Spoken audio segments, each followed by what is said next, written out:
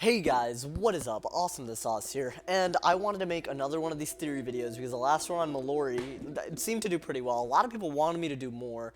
You guys definitely liked it, so keep sharing it, keep leaving comments in the description about what you think about these videos. They're very fun for me to make. It also takes a break from the face cam, which I kind of like too, and it gives me some time to just talk in a way that I normally don't, yeah, so basically, we're gonna get right to it, guys. This theory is on whether Old Cobb is evil or if Grandmother Raven is evil. And I know you're like, what? What? Grandmother Raven ain't evil?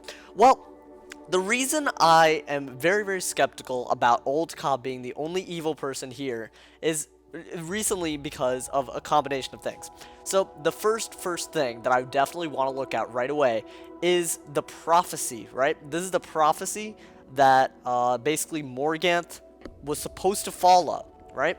And you heard it in this orb quest, and this orb quest is basically what we heard this entire time during the second arc. It's basically talking about the mirror will break, the horn will call, from the shadows I strike, and the skies will fall.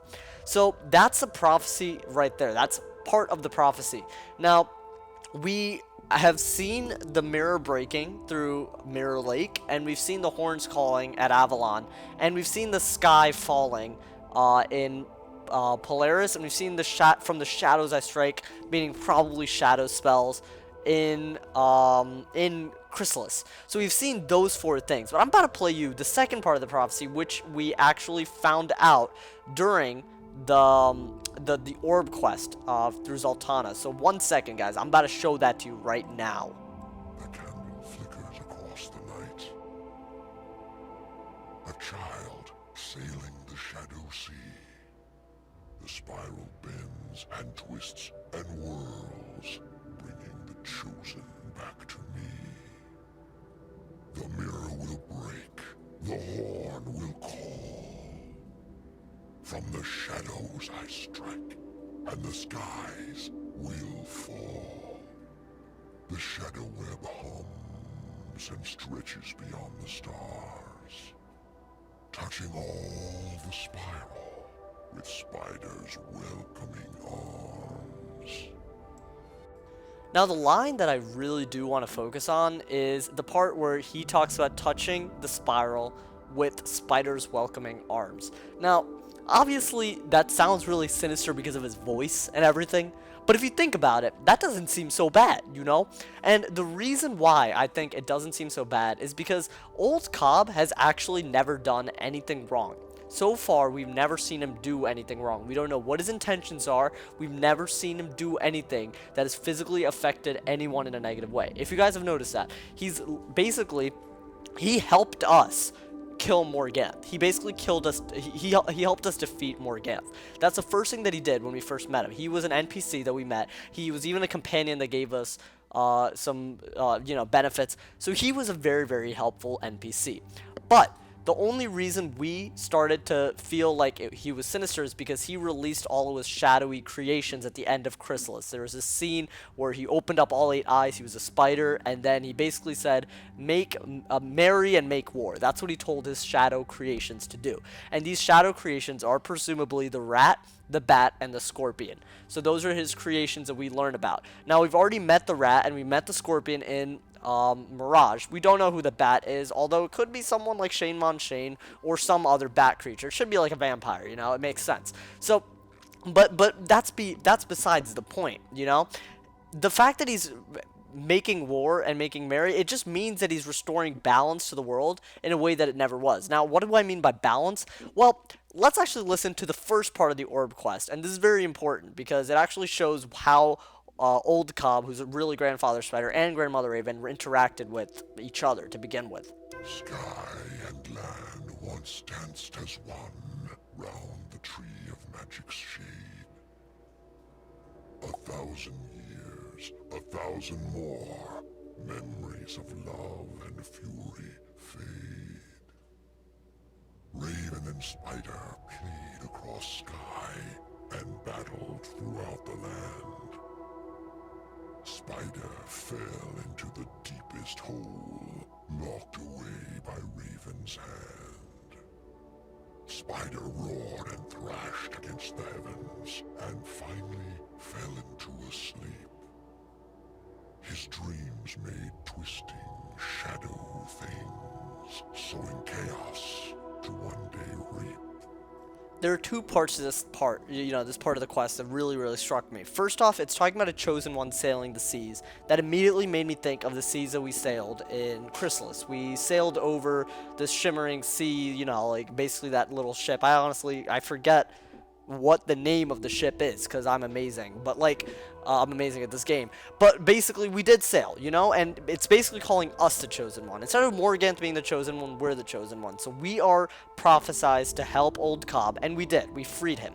But I feel like there's more to this because they're talking about love and fury. So I honestly think Grandmother Raven and Grandfather Spider are basically opposite forces in nature, and they're supposed to maintain order. And while they loved each other at one point, Grandmother Raven did something that completely betrayed Old Cobb and locked him. See, they were playing, and then it turned into battling, and then he fell into a hole. This seems like something accidental more than anything. This doesn't seem like it's like something like Raven tricked him into the hole and then locked him away in there. That's what it seems like Raven did, according to the prophecy. So now Grandfather Spider, now we freed him, he's coming back with a vengeance because of something that Raven did. So again, we haven't seen Grandfather Spider do anything bad yet. We've only seen Raven do something bad so far. So it seems like Raven actually might be the bad guy at the moment.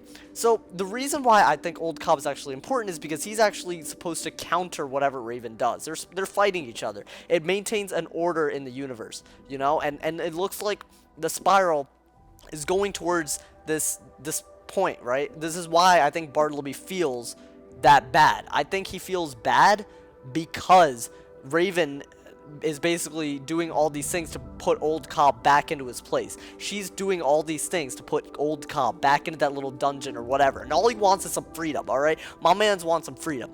Now, another reason why I definitely think that Grandmother Raven is a little iffy to me is because of what happened in Wintertusk. Now, this is another quest line that if you guys haven't done, totally recommend it. But basically, what happens in Wintertusk is that the Coven comes back and they try to bring on the Everwinter. So basically, that's just freezing over the world by bringing back the Ice Titan. So it's basically the Frost Giant, the original Frost Giant, and basically when you bring him back, it brings on the Everwinter. Now, we don't know why they want to bring on the Everwinter, just that they do want to. They probably just worship the Ice God more than any other person, but one very important thing is that they lock up Grandmother Raven. Now, why would they do that? Yeah, obviously she would stop them from freeing the Ice Giant, but there could be something more to it, because I definitely feel that there's something more. See, it's not just Old Cobb that we freed from being trapped. We've also freed Grandmother Raven from being trapped. And by doing that, we've actually created, this little shift of power that was never meant to happen. They were both supposed to be trapped, and we meddled, and we freed both of them. So we don't know who the evil one is. We don't know whether Bartleby's feeling all sick and stuff because Old Cobb is free, or because Grandmother Raven is free. We really don't know that, because we freed both of them. They were both trapped, and, he was feeling fine. And then, when they were both free, now things are happening.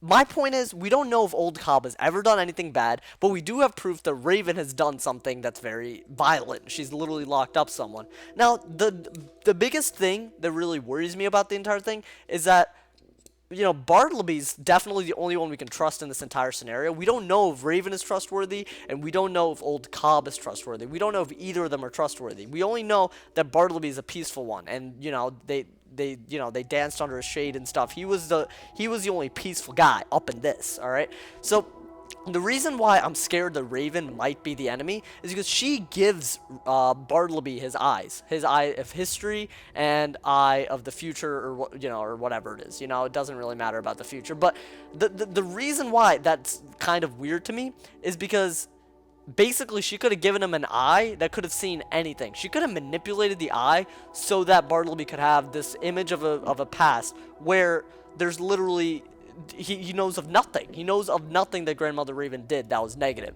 You know, she could have been the one who betrayed Old Cobb, and Old Cobb might be the good guy. And this comes back to that Mallory theory that I do have. Raven is spying on us through Mallory. I really do think that. That whole little Raven thing, which is what Mallory means, it's too coincidental. You know, it's just too coincidental for me not to think that Mallory is some agent of Raven, or Raven is doing something that she doesn't want us to know about. She's also saying that she'll take measures against us, which is very violent. She's like, she doesn't trust us because we're part of the prophecy. We're the child sailing the sea.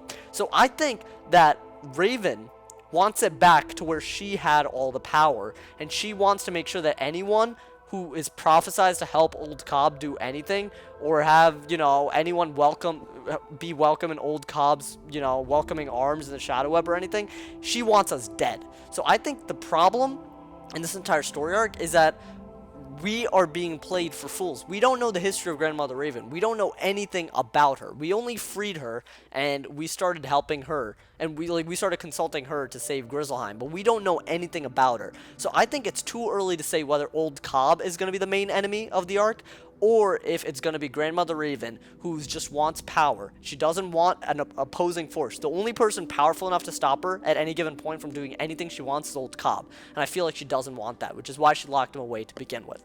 So tell me what you guys think in the comments below. I think it's very interesting. I don't think Old Cobb, in my opinion, is the main enemy of the third arc. I do know that, like, there were some spoilers that were leaked. It seems like Old Cobb is actually someone we fight in the third arc. This is based on spoilers that I've seen about the end of Mirage. So, but this isn't Mirage, though. We fight him in Mirage, apparently. There's, like, these models of him as an enemy, and it was really cool that I saw that. I mean, I don't want to leak it out because I don't think I'm allowed to, but it's very interesting. So if we fight him early on enough, then maybe it leaves some room for another enemy to emerge, you know? Next world, it's gonna be a bat, and then the world after that, it's probably gonna be something like Old Cobb again. But then at the end of that world, since we still have one more world left in that 5-world arc, I think it might be Grandmother Raven that we actually have to worry about.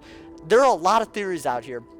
I think mine is pretty close to correct. We have no reason to think Old Cobb is evil, and we have no reason to think the Raven is a good person. So yeah, that's my argument. Tell me what you guys think. If someone hasn't told you you're awesome today, they're doing something wrong, so stay awesome, bros. Yeah.